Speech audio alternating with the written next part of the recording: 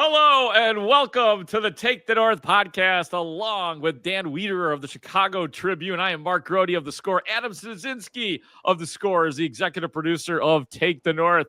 Wiederer, are you going to answer my questions you wouldn't answer off the air? Where are you today? Because if you're watching on YouTube, I am seeing people in the background behind you. I'm seeing two big brick pillars. It feels like you're in a hallway somewhere. Do tell the coordinates, Mr. Wiederer.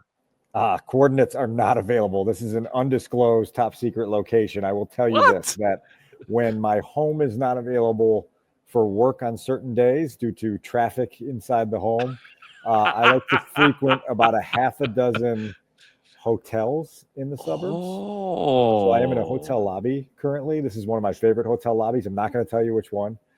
People that want to do some exploration can do it. I get a lot of work done at this place. Really nice atmosphere. Ready to rock it.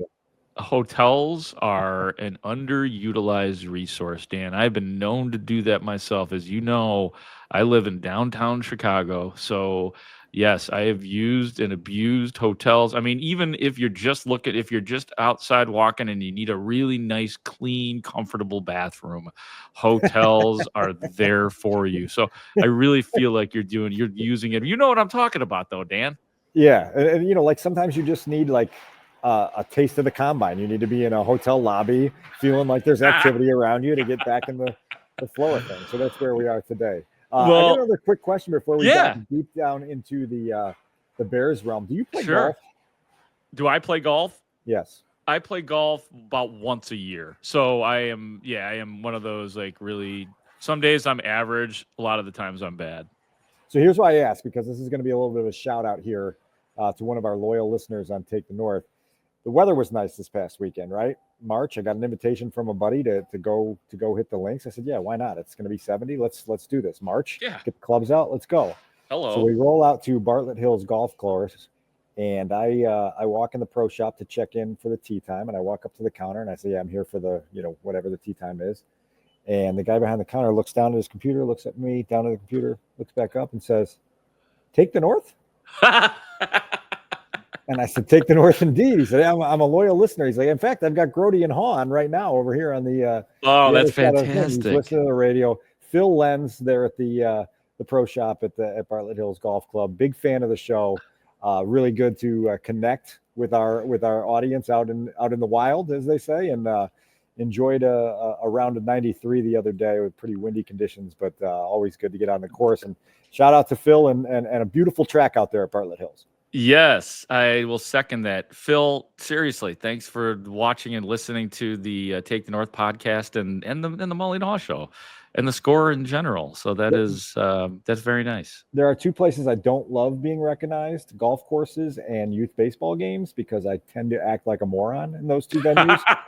And I would rather be a little bit anonymous in those settings, and unfortunately I'm not.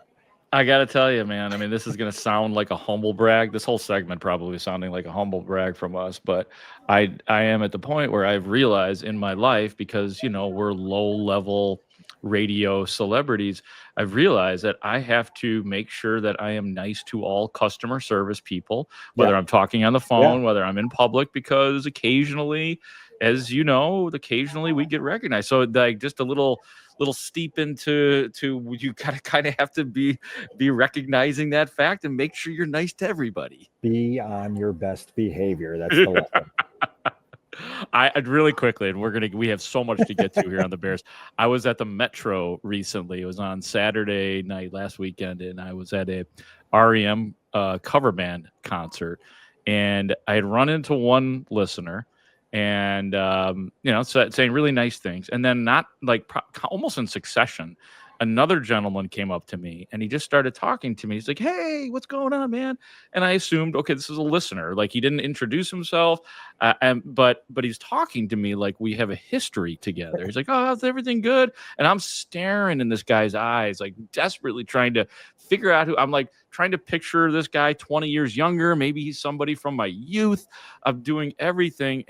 And we're talking, and he's like, "How's your wife?" Or "You didn't bring your wife out here tonight?" And I go, no. And I just thought he was joking around. He goes, "Oh, she at home tonight?" I'm like, "No, man, I don't have a wife. I'm not married." And we both look at each other, and he's like, oh, I got the wrong guy. so he didn't know me from the score. Nobody. He just thought I looked like one of his buddies. So he thought I You was could have really played Jim. that out. You could Oh, have if I really had played that out with the wife Dan, stuff. Oh, I'm done with her. She's a pain in my butt. That is the truth. I like every day I've had a little oh man, the things I could have done with that guy. Like, oh, like I left her out in the car. She's warming up, keeping the car warm while I'm here. I sent her out to make dinner. She's smoking some weed outside. There's so many different things I could have done. She's snorting cocaine. It could have been beautiful. Lesson learned. Lesson learned. Let's play those bits out as long as we can. It's a lesson learned. Things are really good for the Bears still. And, Dan, you mentioned the combine. And, since then, the Bears have been striking big time in free agency and through trades. Joe Thuney is here. Drew Dahlman is here. Jonah Jackson is here. Dayo Odeyingbo is here. Grady Jarrett is here. And one of the latest signings for the Bears is a wide receiver. We haven't talked about him a lot. Olamide Zaccheaus. I think it was in our last episode at Haugh where you and I were discussing the need for the Bears to get another wide receiver. And then probably 10 minutes after we recorded that episode, the Bears did the deal for Zaccheaus, who is 27 years old, 45 catches for 506 yards last year to go along with 3 touchdowns as well. Where do you think Zaccheaus slots for the Bears, Dan? And what did you think about this signing for Caleb Williams? Well, the first place he slots is in my April pronunciation study guide because I need to make sure that we get Odeyingbo and Zaccheaus and Olamide and all these other things correct. Keep working on it, man. I told people yesterday I was hosting a show. I was like, folks, like fellow broadcasters in town, you cannot call Dayo Odeyingbo Dayo. You just can't. Nobody knows who Dayo is. So you can get it wrong, but you got to take a shot for a little while. Now, if Dayo Odeyingbo is around for a couple of years, then we can go Dayo. But for now, let's all practice our Odengbos and our Zaccheauses, and we'll get them wrong sometimes, but let's practice. And I think we can call Zaccheaus OZ if we're in a pinch. So that's where we're going to go in a pinch, bunch of times. But not on first reference, Dan. No, you know that. First reference. You're right. I think that we knew coming out of the first wave of free agency that the Bears were going to have to go to the bargain bin to beef up that receiving core. You've got a guy now who's coming off his best year in the pros in Washington. He obviously fit into Cliff Kingsbury's offense last year in a way that made him productive and a target-friendly weapon for Jaden Daniels. But I think more than anything, the folks around the league that I've talked to see a very willing, aggressive blocker. And you heard Ben Johnson say something at the Combine in one of the 24 interviews he did there about no block, no rock, right? And so you're looking for a certain mentality. And Luke Getsy always used to talk about play style. Well, I think OZ fits the play style of Ben Johnson. And so it's going to be really interesting to see how they use him as a pass catcher. But he will also factor in the running game because he's a guy that's put that on tape that he is willing, even at his size, to get dirty, do a little bit of that dirty work and make things happen. One of the really good recent blocking wide receivers for the Bears actually was Equanimous St. Brown, who had begun his career with Green Bay. Obviously, he is no longer here, and he kind of faded a bit in the receiving game. Would you expect that somebody like – because I would expect Zaccheaus to be – although the numbers don't jump out at you, the 45 catches, 506 yards, which I think is he might have had one other year where he had over 500 yards as well in his career, and then the 3 TDs last year. I do think, though, we know who the featured parts of this offense are. They're going to continue to develop Rome Odunze. DJ Moore is still the number 1 wide receiver. We'll see about Colt Kmet. We'll see what they do at the tight end position. But I do think that somebody like Zaccheaus, although St. Brown, I just brought up that comp, I do think he could be a bigger part of the offense and under Ben Johnson probably expand his repertoire a little bit and become a bigger part of things than he has been in his past football life. And he can be a guy who goes in the slot for you and gives you that presence in there, and then you can move him around as you see fit. But look, like you're talking about number 3 production here, right? Behind DJ and Rome. And so I'm just pulling up the commander stats here to get a better feel for kind of, the pecking order there. And obviously Terry McLaurin was your guy and Zach Ertz is your number 2 in that offense. And then Zaccheaus was the 3rd leading receiver in that offense. He might have to take a number 4 role here with Kmet, DJ, and Rome. But the productivity is there now, right? Like that's proven. That's on the video. And now Ben Johnson and his group have to go figure out where does he fit in best. But it's look, like you've been trying to fortify depth in that room. You're still going to have to go through that process a little more using the draft and the next couple waves of free agency to do so. And hopefully OZ is a guy that gives you some good contributions there. The live studio audience is really piping in here, Dan. I hear the crowd. It sounds like they are cheering and really probably some fans, some big fans. They're applauding. Oh, it's Dan Wiederer. Look at he's got the hat on, so he's trying to go incognito, but it's not working out. Why don't we hear from, before we talk about a couple of other wide receivers, let's hear what Oz has to say about why specifically he was attracted to coming to the Chicago Bears. Just from afar, obviously, you see what his offenses have done in the past, and just the creativity and the play calls, and just how great the offenses have been and how productive they've been. So I think that's what excites me. And then you also just watch the film and the tape and how hard they play for each other. That's something that's right up my alley. So I'm just excited to get to work and just build on that. I like how serious he is. I like how smart he sounds, and he gets it in that, and this is we had a question on the score the other day on the pick six on the Mully and Haugh show. Like, who is the bigger attraction to this Bears team if you were choosing the Bears? Is it Ben Johnson or is it Caleb Williams? And this is a thumbs up, obviously, for Ben Johnson, but he has nice things to say about Caleb Williams too. Well, right, and like that's option C is the combination of the two, right? I think that's really mesmerizing to a lot of people. Is okay, you've now taken a guy with a ton of talent, put him with a offensive mastermind and creative genius, and you say let's see what magic they can make. And so guys are going to gravitate toward that. I did say to my new colleague at the Tribune, Sean Hammond, after that Zaccheaus Zoom call was over, that he was a good talker, and we love a good talker, right? Like I said, that's the type of guy that on a Thursday when the locker room's empty and Rome's not in there and DJ's not in there and you're struggling to get people, OZ seems like a guy who could go up to ask 5-6 questions, get 5-6 good answers, and walk out of there pretty fulfilled. So that was nice to hear, and that was one of those answers where it gives you, again, as you mentioned there, just a little bit of a insider's insight into how the Bears are being perceived and how Ben Johnson is being perceived. And it was a consistent theme throughout last week with some of the newcomers talking with admiration about the coach that they're coming to play for. And that I think is really notable at this time of year because they haven't had any practices, and yet there's a little bit of an allure and a magnetism to what Ben Johnson has created that obviously the Bears hope to capitalize on. That's such a great point because that stuff, it's important. It's especially important for veteran players like Zaccheaus. I mean, these are guys who are at the point where, money might still be the number one thing, but closely behind it is satisfaction with the team for which you play.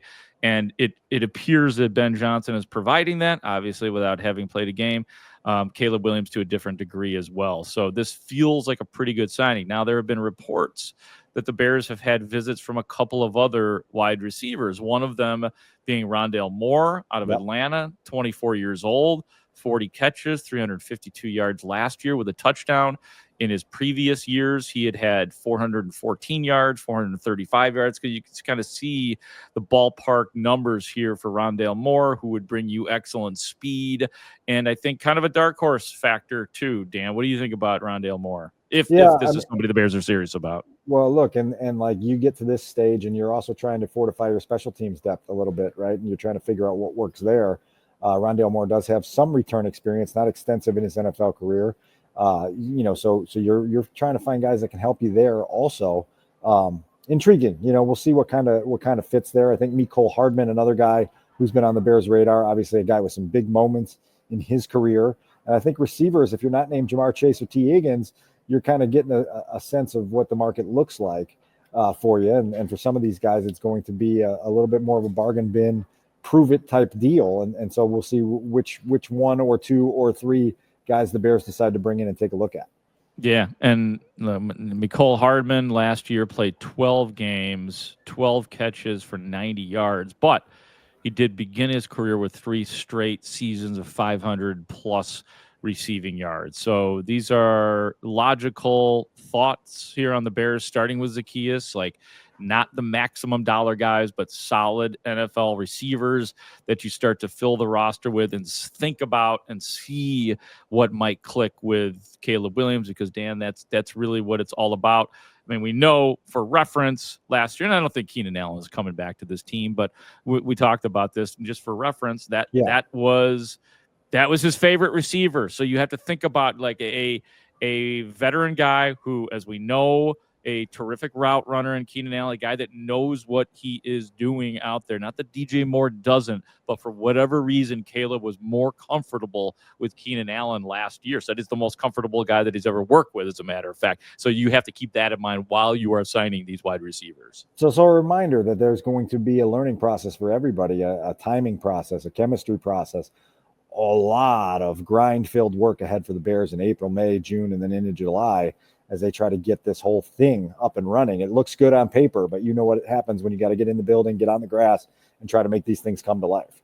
Let's stick with the theme here, Dan, of Ben Johnson and the players' attraction to him, and the whys of why they're here and why they like him, and specifically the guys that the offensive line, the new interior guys, Joe Thuney, your left guard, Drew Dahlman, your center, Jonah Jackson, your right guard. Because before we get to some of the audio, Dan, it did feel like, again, that those three guys specifically, they knew exactly who they would be playing for. And while, again, some of it is about comfort, fit, money, all of that stuff, the big bonus was Ben in this case. Yeah, and there's reason to take the insight and the words of these guys at face value right now, and to understand exactly what they see in their new head coach. And I know Drew Dahlman in particular was pretty effusive with being pretty enthusiastic and excited and intrigued and curious about what's going to happen here at Haugh when they get going. Let's hear from Dahlman. Here he is on Ben Johnson. I think some of the strengths of my game, when I watch the little bit of Detroit film that I have watched, I feel like they'll be emphasized. And that's what I want to do most, is just add value to this team. And so if I'm doing the things that I really thrive doing, I think that'll be the best for the team. And so that prospect was really interesting. And then there's more areas in my game where I can grow and do different things. And I think that'll be interesting to explore as well. Yeah. I mean, good stuff from him. I mean, I've really kind of liked everything that I've heard from him. But what really stood out to you about that, Dan? You were anxious on that one at Dahlman. Yeah, I mean, look, like, there's two things that most players want. They want a coaching staff that will play to their strengths, and they want a coach who is going to help them grow in the areas they need to grow in. And those are the two things that Drew Dahlman brought up as a guy who seems to fit the prototype and the profile of what they're trying to infuse into the locker room at Haugh. It'll be interesting. Like it's all easy to talk about in the spring. It's all easy to talk about in the summer about, we're gonna play to our strengths. And then sometimes it gets away from coaches when the live bullets start flying and they need to do things. But from the outset, with what Ben Johnson put on tape in Detroit, players around the league have looked at that film and said, it looks like they know who they are and they play to who they are. And then when they're weak in an area, they try to get better at it. So that was notable from Drew Dahlman, and some of that was echoed by a couple of his new teammates. But yeah, I think that's a really, really interesting insight from a guy that just stepped foot in the building for the first time. Yeah, and I do think it's important to, at least the way I see it, Ben Johnson's coming in with a plan. I mean, he's not coming in completely naked. Like, let's just see what this is all about, see what these guys can do. There's a plan in the back of his mind, but it's a rough draft. It's it's one that is in pencil. So he doesn't come in completely with that. We're not completely improvising here. And other coaches have said it, but it feels like Ben Johnson has talked about the ability to be, or the want to be diverse, and to be able to change, and to be able to do what the team feels most comfortable doing. I believe this head coach more than I have believed other head coaches, because everybody wants to do it. Everybody wants to play to the strengths of their players, but for some reason, and maybe it's like we saw it in Detroit. Yeah, we saw. He played to the strengths of Jared Goff, and now Jared Goff is a borderline star. Well, that's what I was going to say. The reason you believe Ben more than previous guys is because he's more proven on his day walking in the door. I mean, you just go back to last season, they scored 68 offensive touchdowns in Detroit last year. That's pretty fun to watch. And we watched it from afar. We watched it up close twice. And you just get a sense of like, yeah, that's legit. Like there's no smoke and mirrors to that. That's legit high level NFL offense. And if you can get the new pieces that you have in Chicago to do similar things, that's why guys are taking the leap of faith to come play for the Bears. Obviously, Dahlman's a guy who had a choice and chose to sign in Chicago. The next two guys we'll hear from, Tooney and Jonah Jackson, were traded for, so it's not like they got an opportunity to pick where they were going, but they certainly haven't been hesitant. Jonah Jackson knows Ben Johnson from Detroit. Joe Tooney has seen some things that make him excited. And so, you're getting the sense that the credibility from the outset is resonating with players. And so that's probably one of the more important things right now. I think the Detroit podcast on Thanksgiving Day was the most memorable one that I've ever done with you, Dan. And we haven't been doing this that long, but I just remember us looking at each other while we were going, because you were doing all your work, I was doing all my work, and then we meet together as we head to our respective spots, and we're just like, wow. And it turned out to be consequential, obviously. There were 5 or 6 wows on that afternoon that we'll unpack in a deep dive on an anniversary sometime up the road, because I'm sure that was some kind of day. But yeah. It was a horrible day. But let's quickly get it back to the now. And Dan teased it just now, but let's hear. This is Jonah Jackson and Joe Tooney together. They're up at the lectern side by side, so you hear from both of these Bears new offensive linemen on the new head coach Ben Johnson and more. This guy next to me said you're Pro Bowl caliber guard when you're at that position. Obviously, a big reason why you're here. What can you go into a little bit more specifics just about playing in Detroit in that system, why it fit, and why it brought the best out of you? I would say, especially I feel like my best years were with Ben. He calls the game to our strengths, and things we're good at, and it's not just for one guy specifically. And I felt like I was able to strive in that system, and I'm excited to get back into it. Get back to what I was able to do, and keep it rolling. Joe, Kevin Fishbane from The Athletic. In your brief time talking with Ben, getting to know Ben a little bit, what do you like about what he's asking for out of offensive linemen and kind of his scheme and how you can fit? Yeah, I mean, kind of just watching, Detroit's offense over the years. It's, every week it's like 30, 40 points with really great creative plays. And, it's kind of just an offense you want to be a part of. And he has such a clear, communicative way of describing, what he wants. And you can just tell the passion and the love for the game. And, it's infectious. I think everyone around him feels it. And, it's a coach you want to play for.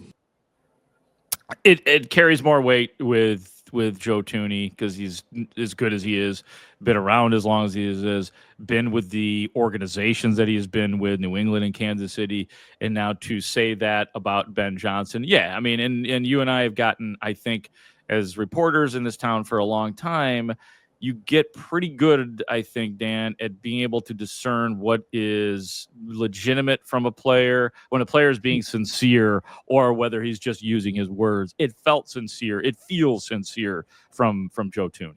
Yeah, Joe Tooney's a guy that's been in a huddle in Kansas City, doing ring around the Rosie and then breaking the huddle and getting up to the line and doing creative stuff with Andy Reid and Patrick Mahomes. So he knows what that feels like. Yeah. What the success of scoring 30, 40 in a game feels like. And for him to kind of to single that out with Ben Johnson, it's notable. He also mentioned the passion and the love for the game that Ben Johnson exudes, right? And I think, me, I'm a juice guy. I love juice. And there's no question that in the limited time that we've had around Ben to this point, you feel his juice. Like this dude is into it at all times.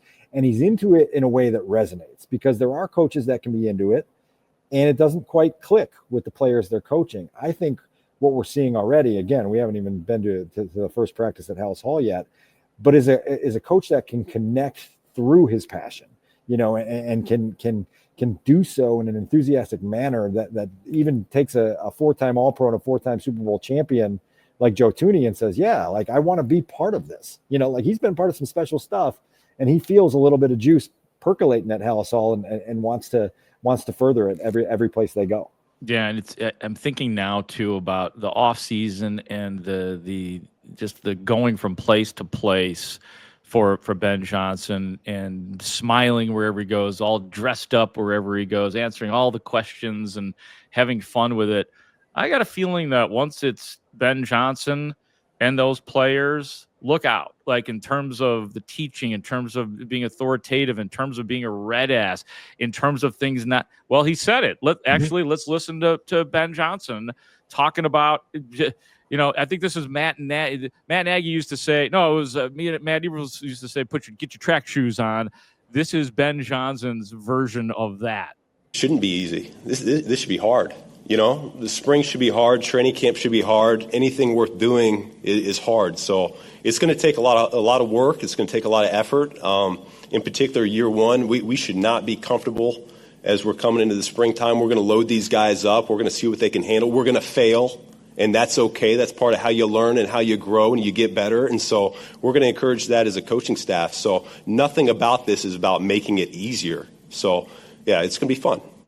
Get ready to work and maybe do it in a way that you have never done it before, especially for the guys like Jalen Johnson and Cole Kmet that have spent their entire careers with the Chicago Bears. Hopefully it will be the antithesis, the converse, the opposite of everything that we've seen so far in previous regimes. The thing that made me sit up straighter in my chair in that soundbite in real time was when Ben Johnson said, we're going to fail, and that's okay. It's just a head-on acknowledgement of there are going to be rough patches in this building process. And it's a head-on acknowledgement of this is going to be difficult. And no one should shy away from the difficulty of this, because the whole goal is to become champions of the NFC North and then ultimately the NFC, and maybe perhaps in a dream world one day of the Super Bowl. To get to that top of that mountain, that's difficult work. It's a difficult climb. And you better understand from the get-go that while you want to have fun, it is going to be hard. And so Ben's acknowledgement there that there's no reason to like try to find the easy path, because it doesn't exist. This is a huge steep climb that they need to go on. I'm going to throw something else at you here, and just to gauge your reaction, because I've since January feel like Ben Johnson has this combination of presentation that is part Matt Nagy, part Ryan Pace. There's points when I listen to him where I hear inflection of Pace, and I hear similar mannerisms of Pace, and then he's got that Nagy like energy. And since I like kind of played that out in my head, every time I hear him talk, I can't erase it. I'm sorry for the audience members that I'm going to plant that seed in their heads and they're not going to be able to unhear it. But there's something there. It's not good. It's not bad. It's not anything. It's just an observation. But That's great. I do think there's a certain energy that's familiar there. And there is a little bit of Pace and a little bit of Nagy. You feel that at all?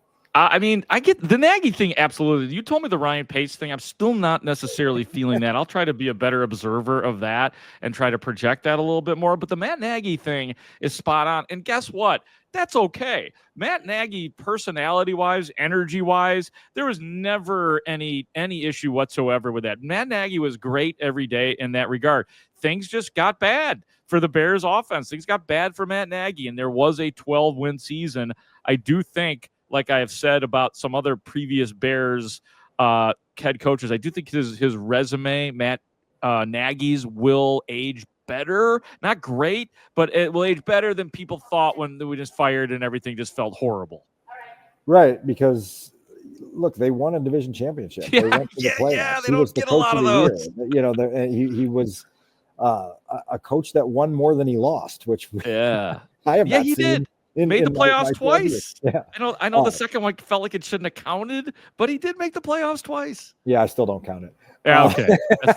Hey, Weedsy, I have some breaking news here, and it's making me really sad. Do you know the breaking news I'm about to give here? I might. I don't know if you're headed down the right direction, but if it's what I think it is, it made me sad earlier today. Yeah, my God, I just saw this from 13 minutes ago. Our colleague, Mark Potash, who occasionally fills in on Take the North, with Dan anyway, says that he's taken a buyout at the Sun-Times. After 38 years at the paper, my last day will be Friday. Thanks to everyone, colleagues, competitors, editors, especially Sun-Times readers who made it such a great ride. I leave with gratitude, great memories, and a lot of gas in the tank. He's coming back. Wait a minute. I am sad to hear that, because that's a great career at one paper for that long. But that sounds like a guy who might still be around. Well, yeah, and I told him that earlier, and that is what I thought you were going to read me. I got that text at lunchtime today, and my stomach dropped. Yeah. Because Mark's, he's a bit of an institution. You know how much of a loyal listener he is to Take the North, how good of a guest he is on this here program. I told him he has a standing invite to come on here whenever he's willing, free, and available to give us his thoughts. Hell, if he wants to, 1st and 10, which is in season at the Chicago Sun-Times, is one of the must-read things in our media room, right? Like you don't miss 1st and 10 that Potsy puts out every week coming out of a Bears game. Maybe he can just do that here at Take the North. We'll give him the mic, and he can write it up and read it to us. And I would have zero problem with that if you give him time on our mat and let him cook, right? And we'll give him a portion of your quarterly earnings if that's okay. Studs already agreed to give. Oh, it's coming out of Studs' paycheck. Yeah. Okay. Good. But well, hey, look, man. Listen, congrats to Potash. Congrats that he did that. I mean, what a great career with the Sun-Times. But you're right. He's one of a kind, one of our favorite. He's not for everybody. PR probably be happy he's out of there. But Potsy is a good Potsy. Illinois Sports Writer of the Year this last year. Yes. Should be proud of that honor, and it's well deserved.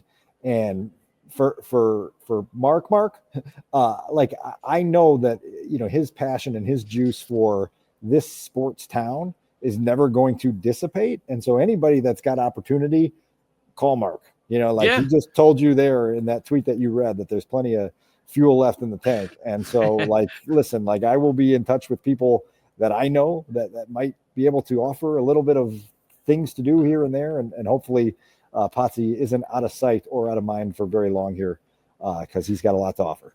Amen to that. Dan, anything else? I know I just got us a little bit off course here, but is there anything else that you would like to add on this particular version of the Take the North podcast? I think we've gotten through everything that we had intended to get through, but any last thoughts? Yeah, I'm just going to go back to the golf course the other day and just the interaction with Phil Lenz out there it was just a reminder of that, sometimes we just talk to each other 3 times a week and we don't always remember the people that are listening loyally, and you're just like, man, we've got a really cool audience on this podcast, and it's grown.